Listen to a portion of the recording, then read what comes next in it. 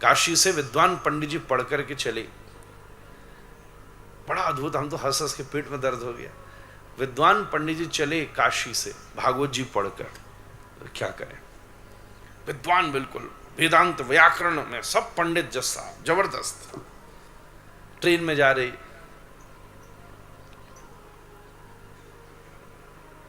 एक जगह प्यास लगी तो उतर के पानी पीने के लिए उतरे तो पता चला झोला चोरी हो गया।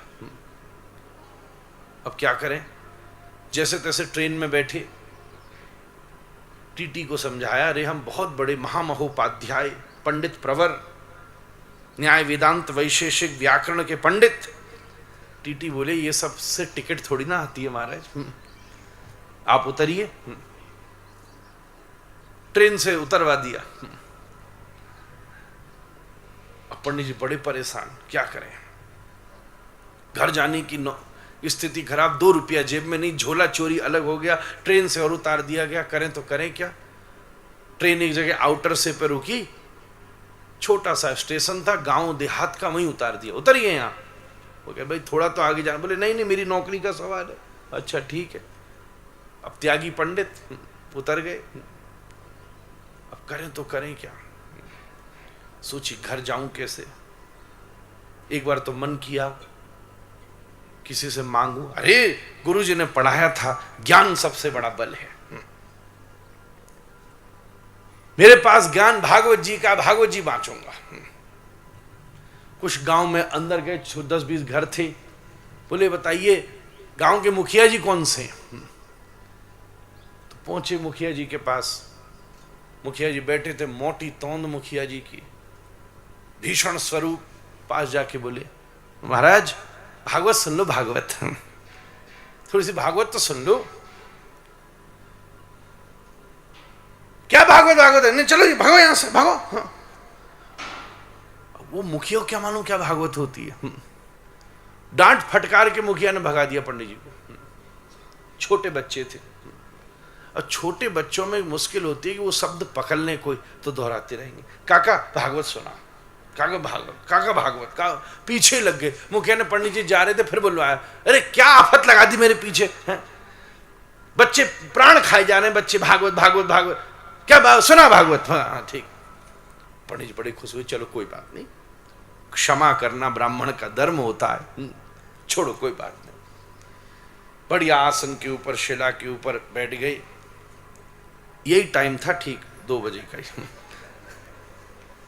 शिला के ऊपर बढ़िया से बैठे, पोथी जी खोली, लगाया, खोला, प्रणाम किया।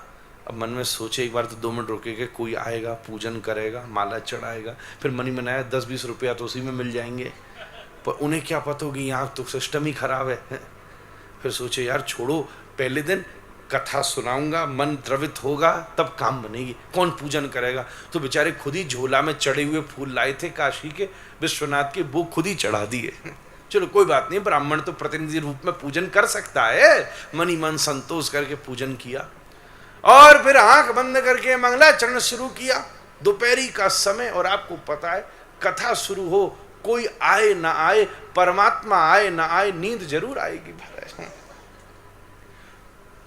मुखिया बगल में ही बैठा था, दोपहरी का समय, तौंद फूल रही थी उसकी, भयंकर आई उसको नींद।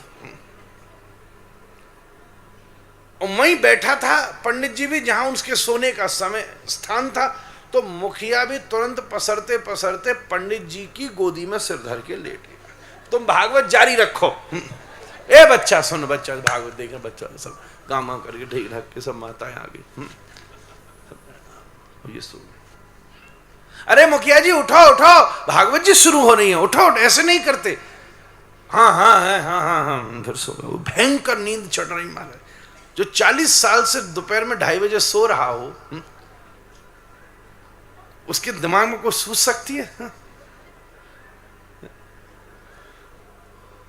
जब तीसरी बार पंडित जी ने मुखिया उठाया तो मुखिया को आई ऐसी गुस्सा, उसने उठ करके एक गाल पे दिया, क्या बार बार उठाता है मुझे पढ़ना।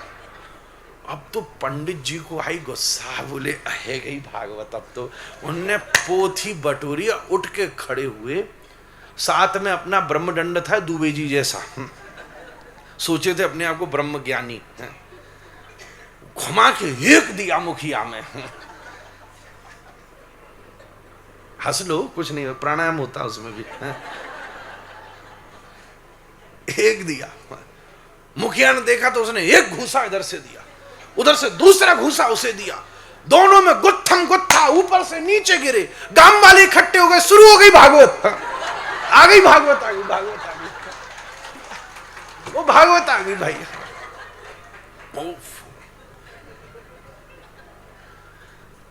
दौड़ते दौड़ते नीचे गड्ढा में गिरे एक, दोनों एक दूसरे में। उस समय मोटा था मुखिया, पंडित जी बैठ गए उसी के तोंद के ऊपर और लेके हाथ से धय धय उसमें जमाए। मुखिया की पत्नी ऊपर खड़ी रो रही है, हे देवी मैया 5 रुपये का भोग लगाऊंगी, मेरे पति को बचा लो। सबने देख रहे भागवत तो बड़ी खतरनाक है, ऐसी तो हमने आज तक देखी नहीं है भागवत। पंडित समझ गए सबरे मूर्ख हैं। ऊपर से पत्नी बोली, हे देवी मैया जाओ, आप जाओ, अपने स्थान को जाओ। पंडित जी और धय धय बजाएं, अब तो 500 रुपया में ही उतरेगी भागवत। उन्होंने कही अब तो लेके ही जाऊं जब इतना झंझट हुआ है। तुरंत पत्नी दौड़ी, अब भीतर झोला में से 500 नहीं 5000 लाई और ले करके उसने ऊपर से फेंकी।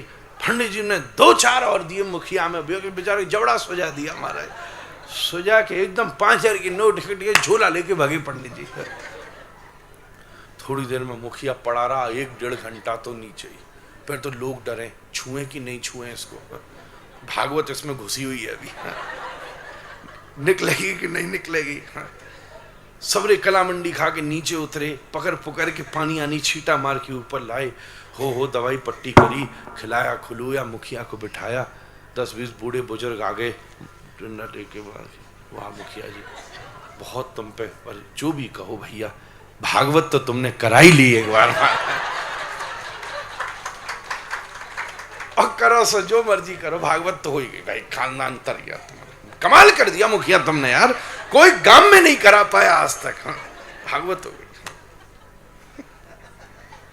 जज साहब बधाई हो, भागवत हो गई।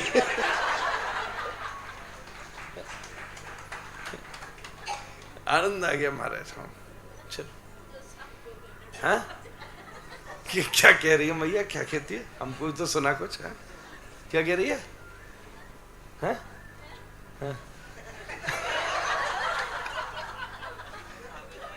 हाँ? आ गई क्या भागवत? हाँ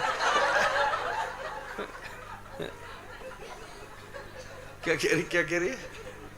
हाँ?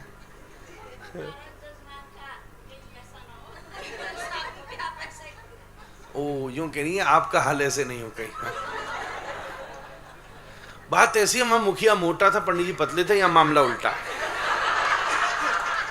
चिंता मत करिए, मुखिया मोटा, पंडित जी बेचारे पतले चढ़ गए उसके ऊपर, यहाँ मामला उल्टा है, क्या करें। चिंता नहीं करो आप, हाँ? आपके जज साहब को कुछ नहीं हो रहा। वो कह रही हो यहाँ इनका हाल तो ऐसे नहीं होगा, बताओ देखो 7 दिन तक क्या क्या हाल होता है। मां तू बेटी रहे सामने,